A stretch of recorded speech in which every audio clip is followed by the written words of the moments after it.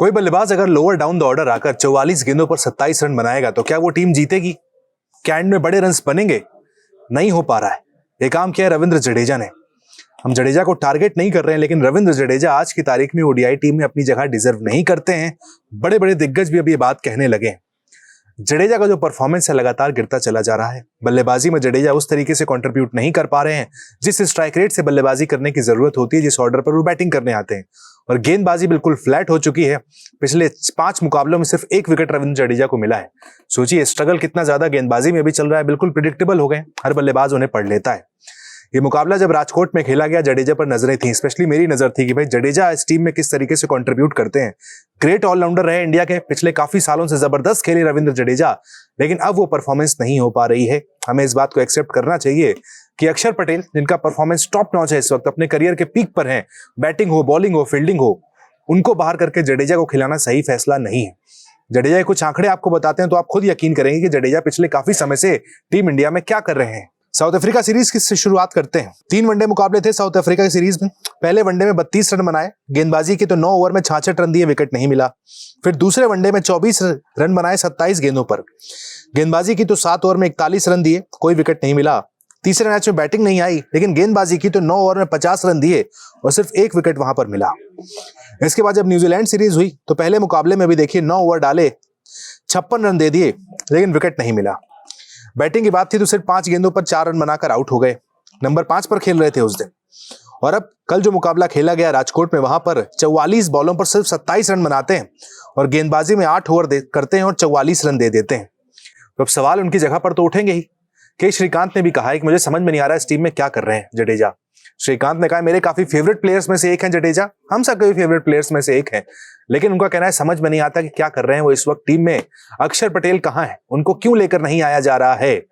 हार्दिक पांड्या की जगह आप नीतीश रेड्डी को लेकर आते हो, जरूरी नहीं है कि आप किसी फास्ट बॉलिंग ऑलराउंडर को ही लेकर आओ।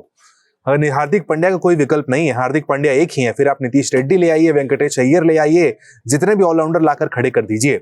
लेकिन अक्षर पटेल, रविंद्र जडेजा का तो विकल्प है हमारे पास। हार्दिक का नहीं है तो उनको यूटिलाइज किया जा सकता है, लेकिन अक्षर पटेल को भी बाहर रखा गया है। रविंद्र जडेजा काफी प्रिडिक्टेबल हो गए गेंदबाजी में, और बल्लेबाजी में स्ट्राइक रेट उनका जिस ऑर्डर पर खेलते हैं वहां साथ नहीं दे रहा है। तो क्या यूज है जडेजा का? क्या 50 ओवर फील्डिंग कराने के लिए टीम में उन्हें खिलाया जाए? हर खिलाड़ी का पास्ट देखिए कई बार ग्रेट होता है। जडेजा का पास्ट भी काफी ग्रेट है, इंडिया को काफी मैचेस अपने खेल से जिताए हैं, लेकिन उस पास्ट के आधार पर प्रेजेंट में टीम इंडिया अपना फ्यूचर खराब नहीं कर सकती है। रविंद्र जडेजा उसमें फिट होते हुए नहीं बैठ रहे हैं। अगला जो मुकाबला इंदौर में होगा, हो सकता है जडेजा का आखिरी मुकाबला भी हो, क्योंकि जडेजा को उसके बाद हो सकता है ना आजमाया जाए, क्योंकि अक्षर पटेल आपके पास बेहतर विकल्प हैं, किसी ऑर्डर पर भी बैटिंग कर सकते हैं, गेंदबाजी भी अच्छी करते हैं, इसलिए वहां पर उनके विकल्प पर ज्यादा विचार किया जा सकता है भविष्य में, ना कि रविंद्र जडेजा पर, जिनके परफॉर्मेंस में जबरदस्त डिप देखने को मिल रहा है। टेस्ट क्रिकेट में अच्छी बल्लेबाजी कर रहे हैं वहां पर जडेजा, टॉप ऑर्डर जब नहीं चलता है नीचे आकर बल्लेबाजी करते हैं, क्योंकि वहां पर कोई लिमिटेशन नहीं होती है। लेकिन वनडे में जिस ऑर्डर पर बैटिंग करने आते हैं वहां पर तेज बैटिंग की जरूरत होती है, फिनिशर का रोल निभाना होता है। जडेजा से वो काम नहीं हो पा रहा है। इसके चलते देखिए जडेजा कहीं ना कहीं टीम इंडिया के लिए समस्या बनते चले जा रहे हैं।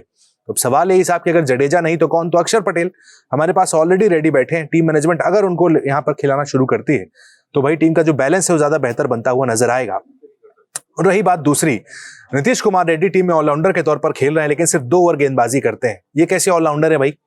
आपने ऑलराउंडर के तौर पर रखा ना, 2 ओवर गेंदबाजी तो रोहित शर्मा भी कर देते, फिर विराट कोहली भी कर देते। नीतीश कुमार रेड्डी को आपको खिलाना था तो आपको उनको बल्लेबाजी गेंदबाजी दोनों में यूज करना था। बैटिंग की वहां कुछ खास नहीं कर पाए, 20 रन बना के आउट हो गए। उसके बाद देखिए जब गेंदबाजी करने आए सिर्फ 2 ओवर डाले। और आपने हार्दिक पांड्या को टीम से इसलिए बाहर किया है कि आपने कहा क्या साहब कि वो 10 ओवर गेंदबाजी नहीं कर सकते। सीओए की तरफ से उनको अब तक हमें सर्टिफिकेट नहीं मिला है कि 10 ओवर गेंदबाजी करेंगे, इसलिए हम उन्हें बाहर कर देते हैं और लाते हैं हम नीतीश रेड्डी को जो 2 ओवर गेंदबाजी करते हैं। समझ से परे भाई। हार्दिक पांड्या भी देखिए उसके बाद अगले मैच में जाते हैं, विजय हजारे ट्रॉफी में 10 ओवर डाल देते हैं। मानो मैसेज देते हैं कि साहब क्या कह रहे थे आप, 10 ओवर नहीं डाल सकता, लीजिए 10 के 10 पूरे ओवर वहां पर डाल दिए। और ये नीतीश कुमार रेड्डी जिनको हार्दिक पांड्या के रिप्लेसमेंट के तौर पर टीम में लाया गया है, सिर्फ 2 ओवर डालते हैं, उसमें भी कुछ खास नहीं कर पाते हैं। कैप्टन कहते हैं थैंक यू सो मच, आप मत करिए, आपसे नहीं हो पाएगा, आप रहने दीजिए, आप खेलिए ऑलराउंडर के तौर पर। उसके बाद आकाश चोपड़ा जैसे लोग आते हैं जो सामने से आकर कहते हैं कि उनका सही से यूज नहीं हो पा रहे हैं, यूटिलाइज नहीं कर पा रहे हैं। भाई यूटिलाइज तो तब कराएंगे जब कप्तान गेंदबाजी देगा, ऊपर बल्लेबाजी के लिए भेजा जाएगा। तो नीतीश कुमार रेड्डी को टीम में जरूर रखा गया है, लेकिन उनका यूज सही से नहीं हो रहा है और वो हार्दिक पांड्या तो बन नहीं सकते। अब देखिए आप नीतीश कुमार रेड्डी को जबरदस्ती खिलाना चाहते हैं, मैनेजमेंट की चॉइस है, खिलाते रहे भाई, हमें कोई तकलीफ नहीं है।